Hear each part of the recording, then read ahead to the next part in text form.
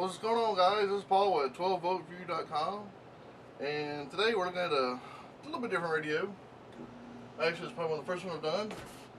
This is the Pioneer FH-X700BT. This is a double-din radio. Not all double-din radios have touchscreen on them. This is just, believe it or not, this is just a basic radio with CD player and Bluetooth. There's no screen or nothing like that. So it's just a really big fat radio. This radio averages around 129 to 149. It's really nice for those who just want to just have a radio that fills in the whole of their dash for some of the newer vehicles, without going into those touchscreen DVD navigation radios. Let's get this thing pulled out of the box and see what all the parts come with it, and then see what it's got. Alright, comes with a remote. It's good. Bluetooth mic. It is Bluetooth radio. And it comes with its wiring harness. A little package of screws for install kits. Here's the limited warranty card. And it's a manual. Because you got to know how to work radios without, you can't work them too well without a manual. Alright, hold on this sucker. There's nothing else in the box, so I'll set this off to the side. It's got styrofoam, big chunks of styrofoam. Got a nice little foamy bag it's in. And that's it. And then it's got a little plastic cover for the face, so it doesn't get scratched during shipping. Alright. The first thing I noticed with this radio, it doesn't come with a cage like most den size radio do, because mostly the den size hole in dashes just barely fits around the face of this. So when you get your kit and you slide it in, I might do a video later on with what's in den size and double-din radio and show you how they mount without a cage. Anyway, this radio. Let's get it mounted up. I'm going to turn around, we'll see what the backup looks like, and then we'll turn around, power it up, and see what that looks like. Okay, we got the backup turned around. It's kind of a big back on it, but got a couple basic features. Right here we got the FM antenna input. Like I said, on some vehicles you might need an adapter, especially the newer vehicles that require double-din radios. You can probably need an antenna adapter. You got your fuse and power plug in. Got your two ports here. One port is for the, come looking to make sure, get the right information, y'all.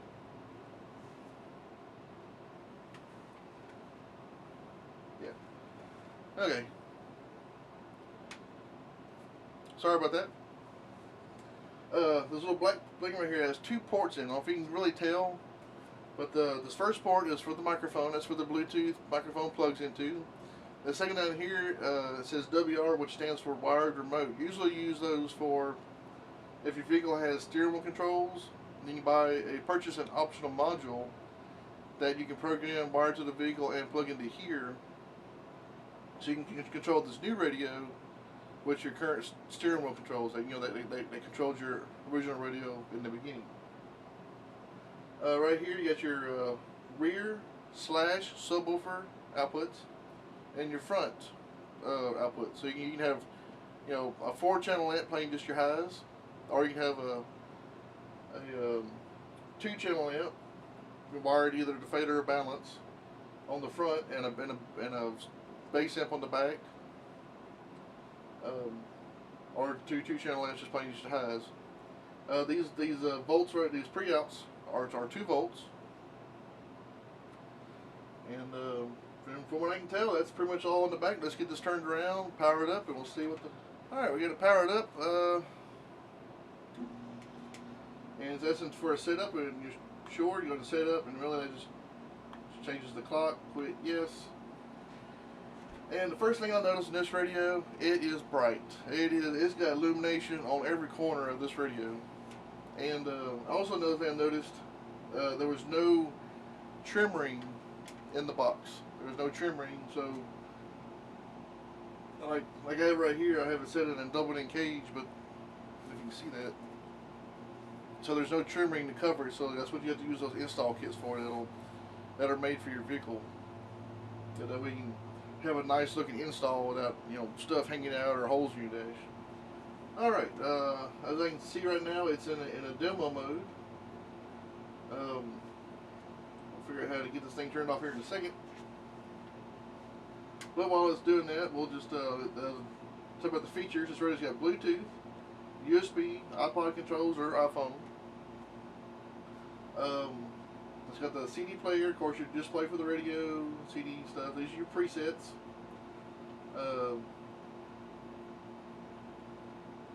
Let's see here. Demo mode's really aggravating me. Alright, source. Oh, I heard this radio so bad.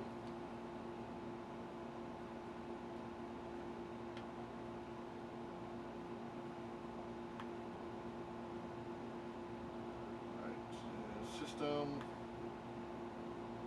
demo off. Yes, demo's off. Okay. Anyway, back to the radio. You got your for tuner. You got your aux input, which is down here. Your Bluetooth audio, so when your phone's paired to it, you can play Bluetooth music through it. And tuner. As you notice, it didn't show up USB, but once you start plugging stuff into your USB port, these things start popping up here on the screen. Like I said, these are your presets. If you like this radio station, just press and hold it.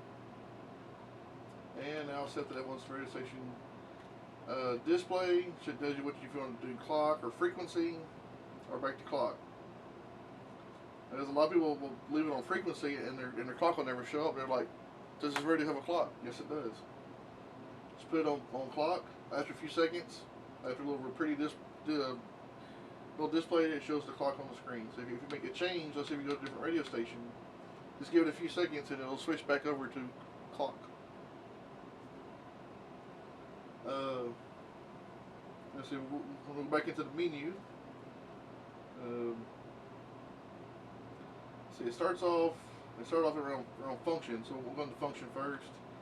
BSM, base station memory, local off, seek, manual, or preset channels, or back to manual. So you can either seek to this or seek to channels from your one at a time. This little button I'm fixing to press right here is the backup menu / dimmer. And I think if you hold it down, well, I guess while you're, yeah, see it dims a little bit. Dimmer on, dimmer off. But it also doubles as a backup menu button or escape button. Let's see. It was in function, so audio. Got your fader, got your balance. We know what those are. So then you go into the EQ setting, go into here. These are your preset settings, and it has a little graphic show you what the thing is. I already got the custom. You got custom 1, custom 2. Custom, that's your user settings. You go into here, and you got your hertz. That's what your hertz are running at. And you got like 1, 2, 3, 4, 5. So it basically has a 5-band equalizer. Let's see if you want to change this one. You click on it, then you can change the gain on it. It'll raise your little bar up there to +6, -6, and you can go through and kind of set some stuff here.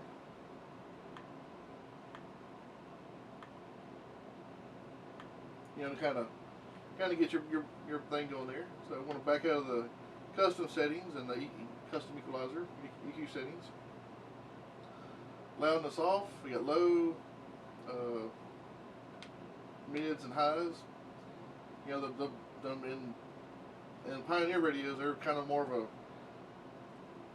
like 3 times as much power seems like coming out on the high level. So you have to kind of watch what your settings are according to your loudness selection. Subwoofer normal or reverse or off. That way you can just turn your subwoofer off if you're not needing it. Normal just plays normal. If you have your woofer facing somewhere different direction or something, you put in reverse. But usually I have never had to worry about changing that setting. So for control, it's the bass. What hertz you want to run it at, and then what gain you want to run it at. So back out of that. Bass boost gives you more oomph. You know, really a harder hitting bass as you turn it up. High pass filter settings, as if you're running amps and stuff. If you really want to dial into a certain frequency, go for your high pass filter. You can do that with this. If you really want to get into it. And we're back to the fader. All right, so we'll go back out of this. The next setting is illumination. Key color. Excuse me. This one actually has words for the colors. Or you go to custom.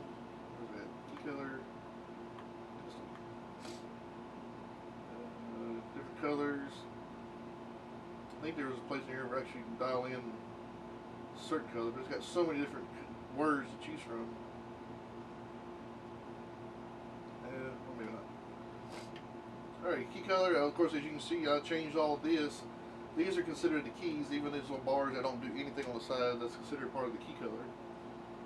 The display color, as you can tell, is going to be display and the preset buttons, along with the display button over here. And you can set it to your own color. It'll make it yellow. Or if you have a favorite football team, let's say LSU, or whatever your favorite football, baseball team. You can set your favorite team colors here if you're really like a sports fan or something. You know, LSU. Anyway, both color, both the display and the key. Phone color. You can set it to flash when you get a phone call. It'll flash, or different effects. You know, fast blinking, changing of colors. These are all different effects that you can choose from. It's pretty neat when you get a phone call. You're like, ooh, that's neat. That's pretty. Alright, we're back out of this. Next one's dimmer off, dimmer on. Of course, we all know what that is. It just dims it a little bit. Not much, but some. And that'll beat us all in for the illumination. The next one is system. Bluetooth audio on. I don't know really why you want to turn it off, but maybe to save battery on life on your phone or something. Bluetooth memory clear. If you want to clear all the preset phones that are in here, you can clear that out of there. Or cancel. The next one is Bluetooth version. Tells you what Bluetooth version that's built into the radio. That way you can go to the Pioneer website and see if there's a firmware update. You know, in case there's some sort of feature that's not working right on the phone, but they have an update that'll fix that bug or something. Alright, clock setting. Of course, we all know what that is. Just changing the clock. The hourly, you can set for 12 hours or 24 hours. Info display, it's got SPINA and level meter, source tune. You know, it just changes the way the information shows up on the screen while stuff is playing. Usually SPINA is like everything. Aux on. Let's just make sure this is turned on. I still don't know why you want to turn it off, but you know, maybe you don't like aux inputs. Maybe somebody's scared of one or something out there. It's going to have a thing you turn off and on or something. And that's pretty much it for that particular settings, the system settings. The next one is called Mixtrax. Mixtrax is a free program you can download from Pioneer. You can install this program. It's totally free. Download all your music from your computer into the Mixtrax program, and it'll automatically, like a DJ at a club, blend all the songs together like you're at a club. And you can assign different beats and stuff. So it's like instead of like a song playing space with quietness, next song it just one song after another playing constantly with beats, and and a lot of times it won't play the entire song. It actually shortens it, so you only hear, like, let's say you might miss the first 3 or 4 seconds of a song front and rear. Let's see, Mixtrax. Got short playback, flash area, flash pattern, display effects on, cut in, and these are all different effects that the radio can do while you're in the Mixtrax mode. When you're in the Mixtrax mode and you're playing your USB, but all the songs are already pre-Mixtracked on there, then your radio goes to like a dance mode. It's flashing and it's dancing. You can change colors. You can change the way the colors dance and all kinds of stuff. And which is pretty neat. And that's pretty much it for the actual menus. Let's see. The other buttons we have on here, of course, we have the Bluetooth hands-free button. We've got the phone menu. You go into the phone function. If you want to automatically answer, on, off, rear tone, like I guess that's for the Bluetooth audio. That's all for that. So you usually, you like to have your phone automatically answering. Well, that's pretty much it for the phone menu. I thought there'd be more in there, but I guess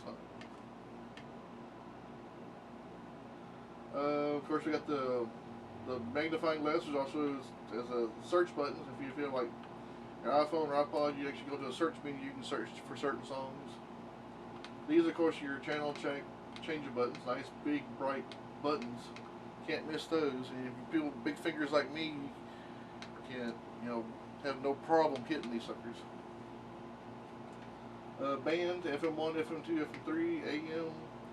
So you can program up to 18 FM stations, 6 AM.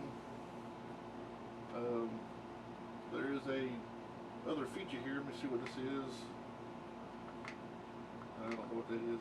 It looks like a little arrow flying out of a door underneath the band button. Anyway, this is a pretty nice little radio for people who don't want to have the DVD touchscreen style radios. It has all the basic features you need: CD player, radio, Bluetooth, USB for iPhone.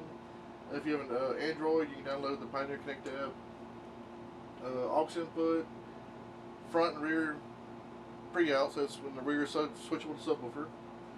Color illumination. If you really like colors, you want to have this radio will light up your vehicle really well. Plays MP3s, WMAs, and nice big volume knob, so you have no problem turning the volume up right here in the center. And it's also got little illuminations and stuff. I think I turned them off by accident, but you can, things flash and you click on stuff. All right, that's the Pioneer FH-X700BT double-in CD player Bluetooth radio. Like I said before, this radio does not have a DVD or touchscreen like most double-in radios are. But if you want something that's bigger than those smaller den-size radios to fill in the whole of your newer vehicle, like 2000 and above, with all that fancy flash, multimedia stuff, and you still want Bluetooth, this radio will be actually, for the price, around $120 to $150. It's really nice radio. It is a little bright at night because it has a lot of